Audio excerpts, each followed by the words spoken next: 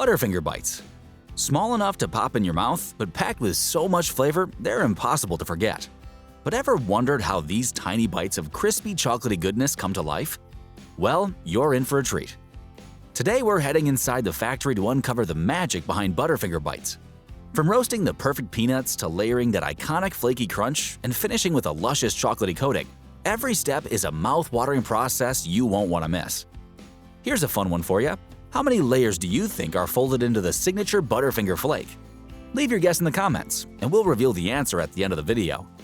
And before we dive in, make sure to like this video and subscribe for more behind-the-scenes looks at your favorite treats. Step 1. Sourcing the ingredients. Every Butterfinger bite begins with a careful selection of ingredients to ensure that trademark texture and flavor. At the heart of it all are the peanuts. Only high-oil varieties make the cut, because their natural oils create the candy's smooth, rich texture. These peanuts are carefully inspected for size, color, and moisture levels, guaranteeing they'll roast perfectly. Molasses is another star ingredient, providing a deep caramel-like sweetness that pairs perfectly with the peanut base.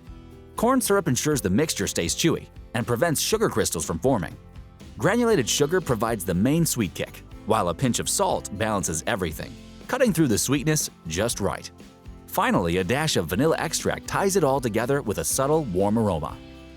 For Butterfinger Bites, the recipe gets a slight tweak, adjusting the sugar-to-peanut ratio just enough to pack the same iconic flavor into every single bite. Since these bites are much smaller than the full-size bar, this adjustment ensures they deliver the same perfect balance of sweetness, peanut flavor, and crunch in their smaller size. Step 2. Roasting the peanuts. Using cutting-edge drum roasters, the peanuts are toasted at an exact temperature of 320 degrees Fahrenheit for precisely 22 minutes. The roasters continuously rotate, ensuring each peanut is evenly toasted. The process unlocks the peanuts' natural oils, which enhance their nutty flavor and contribute to the creamy texture of the peanut paste. But here's the twist. Making Butterfinger Bites isn't just downsizing the full-size bar, it's about fine-tuning every step. For the bites, the roasting process is slightly shortened and optimized to match their smaller dimensions. This ensures that the peanuts develop just the right balance of flavor and texture without over-roasting, which could overpower their delicate size. Once they've had their golden moment in the roaster, the peanuts are whisked into a high-velocity air system. This rapid cooling halts the cooking process immediately, locking in their roasted flavor while keeping them delightfully crunchy. And crunch is essential here. With smaller pieces, there's no room for error. Each bite needs to deliver the perfect texture.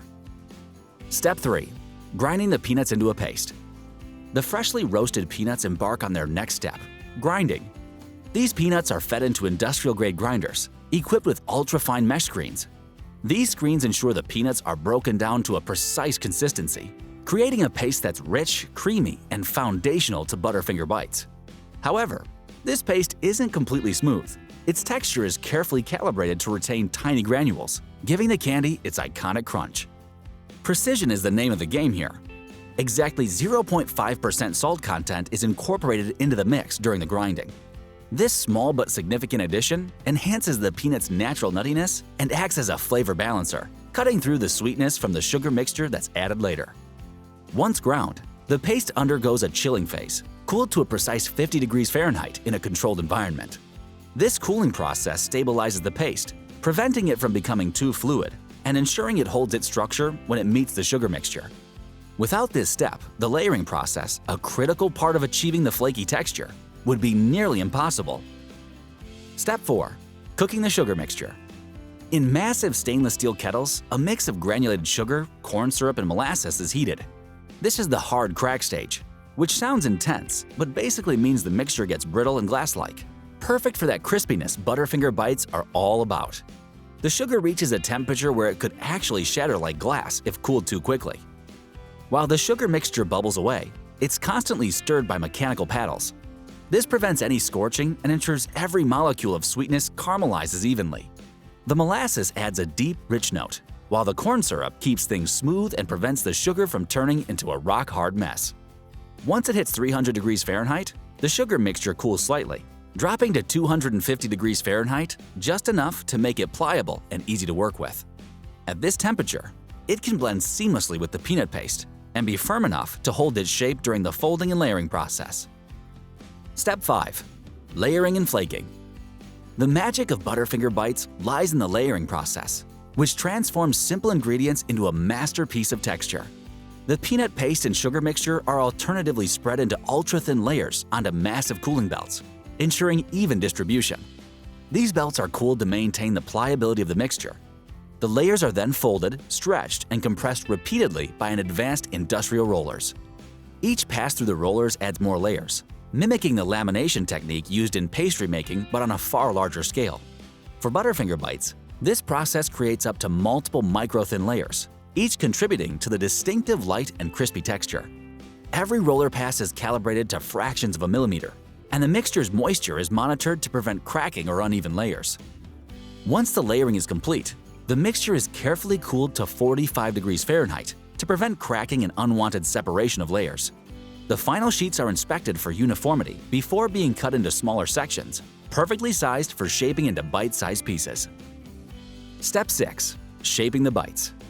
After layering, the sheets are transported to cutting machines, where precision takes center stage.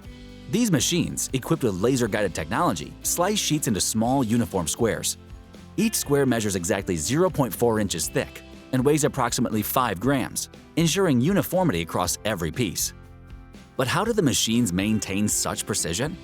They use real-time laser sensors to guide the cutting blades, which operates at speeds of up to 5,000 cuts per minute. This high-speed precision prevents the delicate layers from being compressed or torn. By the end of this step, the candy is no longer a sheet, but a collection of perfectly shaped, bite-sized squares, ready for their indulgent chocolate coating. Can you guess how many squares are cut in an hour? Here's a hint. It's in the tens of thousands. Step 7. Coating with chocolate. Now for the best part, the chocolate coating. This is where Butterfinger Bites go from delicious to downright irresistible. The milk chocolate is carefully tempered to 88 degrees Fahrenheit, the sweet spot for a glossy, smooth finish and that satisfying snap when you bite into it. The bites then pass under a cascading chocolate. This flowing wave of chocolate coats each bite evenly from all angles.